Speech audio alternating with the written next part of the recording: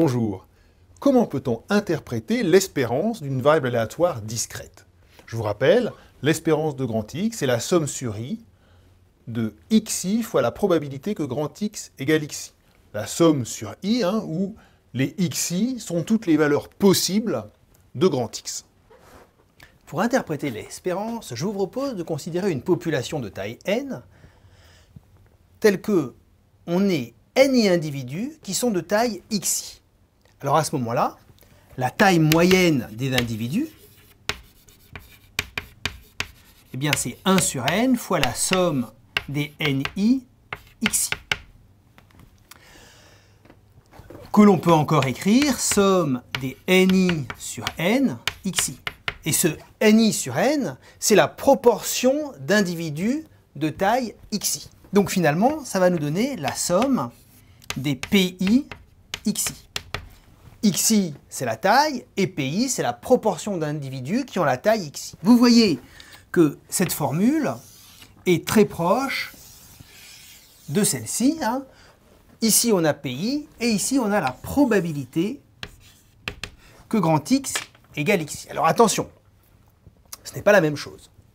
Ici, on a une population avec des proportions. Ici, il n'y a pas de proportion, il y a juste des probabilités. Or, une probabilité, ça ressemble à une proportion, mais ce n'est pas une proportion. Il n'y a pas forcément d'individus qui vérifient ceci. C'est une possibilité. Là, ça correspond à des individus, une proportion des individus qui existent. Ici, c'est une possibilité d'existence. Et donc, l'espérance, c'est un peu comme une moyenne abstraite, une possibilité de moyenne. Ce n'est pas la moyenne, mais une moyenne abstraite des valeurs prises par grand X. Pourriez-vous nous donner un exemple de calcul d'espérance?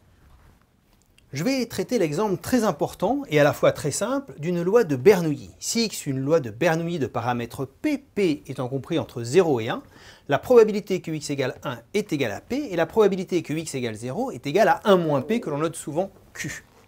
Alors l'espérance de X, eh bien, c'est la valeur prise par grand X, donc soit 0 soit 1. Xi va prendre la valeur 0 et la valeur 1. Donc 1 avec la probabilité P plus la valeur 0 avec la probabilité 1 moins P. Ce qui fait P. Donc l'espérance de X, c'est justement le paramètre P. L'espérance de exponentielle X. Alors il faudrait trouver la loi de exponentielle X. La probabilité que exponentielle X soit égale à E, c'est égal à P. Et la probabilité que exponentielle X soit égale à 1, c'est-à-dire c'est la probabilité que grand X soit égal à 0, c'est égal à Q, donc à 1 moins P. Et donc l'espérance de X, c'est égal à P fois E plus 1 moins P. Bon, cette valeur-là n'est pas particulièrement intéressante, mais par exemple, si on prend un t quelconque, l'espérance de exponentielle tx, c'est une valeur qui est intéressante, qui permet de faire beaucoup de calculs. Et donc, voyons, t c'est un réel. La probabilité que exponentielle tx soit égale à exponentielle t, c'est égal à p, c'est le cas où grand X est égal à 1. Et la probabilité que exponentielle tx soit égale à 1, c'est égal à q. Et donc, cette espérance, elle est égale à p exponentielle t plus q fois 1. Voilà des calculs simples d'espérance.